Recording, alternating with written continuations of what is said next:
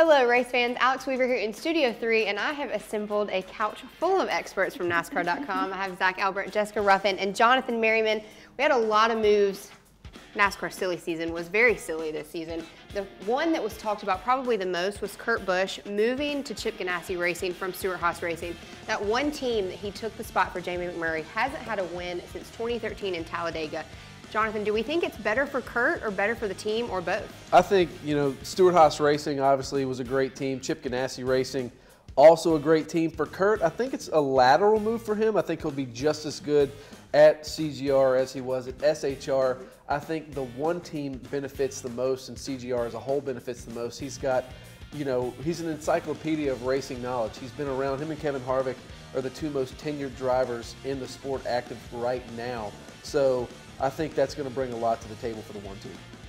I was going to say, I think that Kurt having the experience, you got a champion in there, 2004 championship, and he's also won every year 16 out of the 19 years he's been in the Cup Series. So you've got that experience coming in. I think that's only going to help that team and allow it to grow.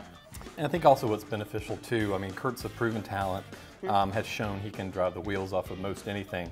I think one of the other things to watch is going to be how he fits in with Chip Ganassi Racing as a whole. There's the IndyCar side, the sports car side. We know he's kind of dabbled in that some as well. So I'll be interested to see how he fits in, with the whole organization, not even just the NASCAR side of things. Now you mentioned fitting in with Chip Ganassi. One of the players on that team, a major player that we always talk about, is Kyle Larson.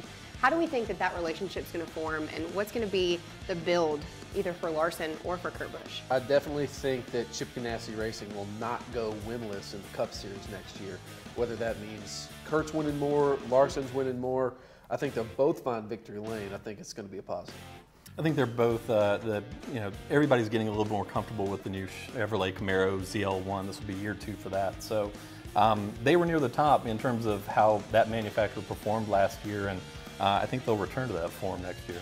I was going to say, we saw Larson come so close last year and just couldn't get it done, couldn't get to victory lane. I think having somebody like Kurt in there is only going to help that performance and help that team out. All right, so with both of those notebooks, who wins first, Larson or Busch? Larson.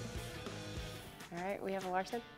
I could see Kurt Busch doing that. Okay. Just the kind of the way the tracks line up. Won at Daytona, and I would figure be strong at Atlanta as well. I'm going to say Kyle Larson with that one. All right, we will find out in the 2019 season what's in store for Chip Ganassi Racing.